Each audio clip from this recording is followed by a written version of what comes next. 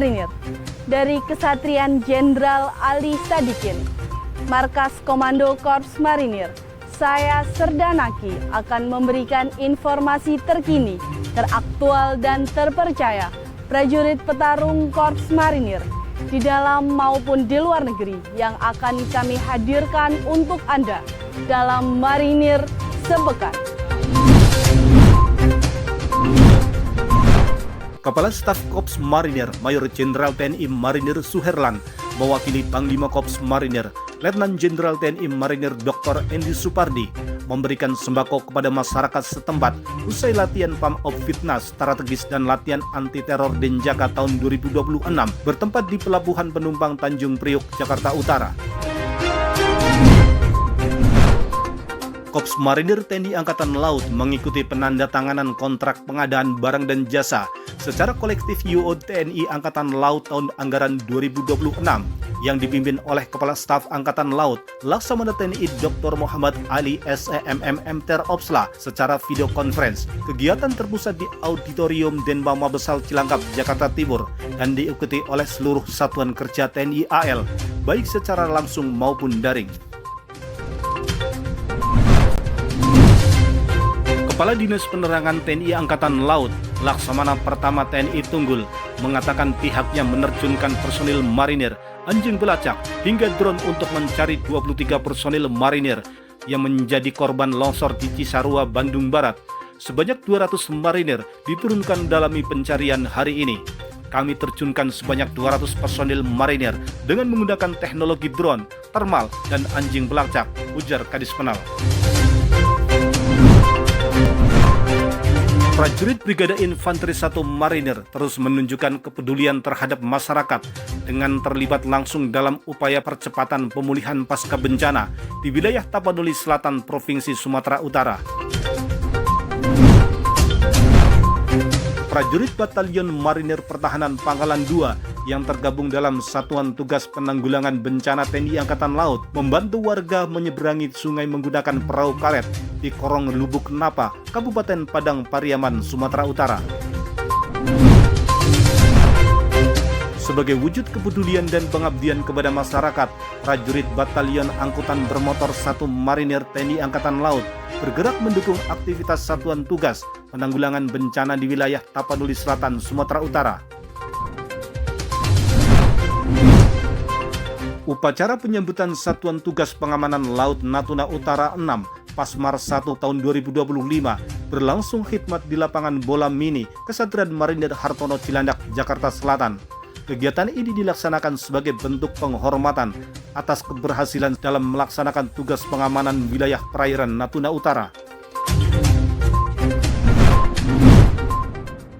Komandan Pasmar 2 Mayor Jenderal TNI Marinir Oni Junianto menghadiri upacara pelantikan dan pengambilan sumpah 847 siswa pendidikan pertama Bintara Angkatan 55-2 beserta 450 siswa pendidikan pertama Tantama TNI AL Angkatan Laut 55-3 tahun anggaran 2025 yang tidak dihadiri orang tuanya di lapangan Kawah Chandra di Muka, Puspadik Sarmil Juanda, Sidoarjo. Pekan Olahraga Infanteri Tahap 1 Brigade Infanteri 2 Marinir tahun 2026 resmi ditutup, sekaligus dibuka untuk tahap kedua oleh Komandan Brigade Infanteri 2 Marinir, Kolonel Marinir Aang Andiwarta di lapangan apel Kesatrian Marinir R. Suhadi Gedangan, Sidoarjo, Jawa Timur. Dan Pasmar 2 Mayor Jenderal TNI Marinir Oni Junianto bersama pejabat utama Mako Pasmar 2 melaksanakan latihan renang militer di kolam renang militer Tirto Sagoro 14 Brigif 2 Marinir Kesatrian Marinir R. Suhadi Gedangan, Sidoarjo.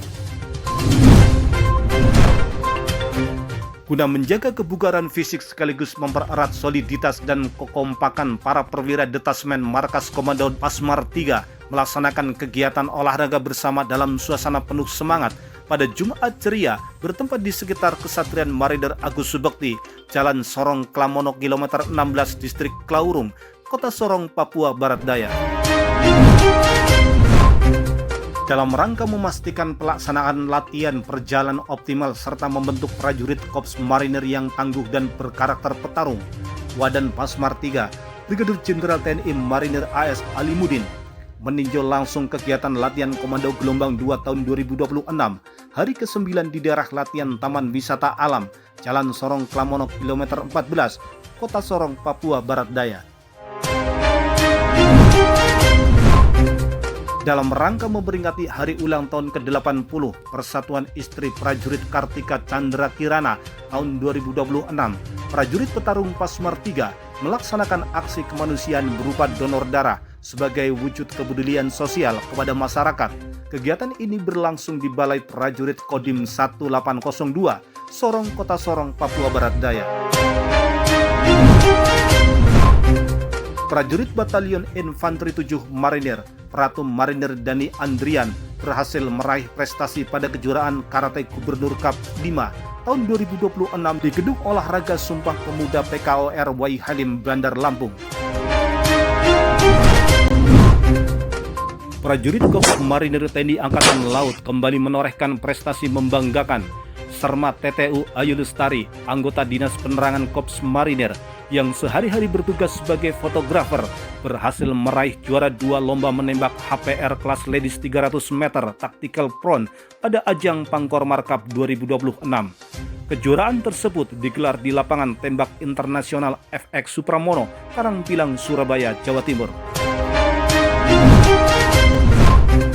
Prajurit Batalion Perbekalan dan Peralatan 2 Marinir kembali mengukir prestasi dengan meraih juara 2 dalam ajang Lomba Lari 700 Air Defense Run 2026 yang diselenggarakan di Wing Pendidikan 700 Hanut, Surabaya.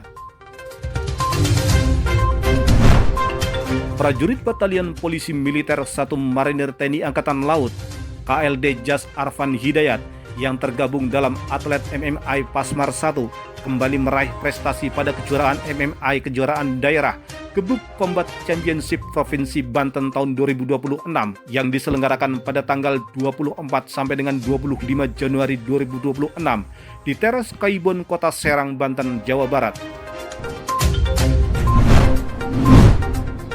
Prajurit sejati bertempur bukan karena membencinya, namun karena dia lebih mencintai bangsa dan negaranya.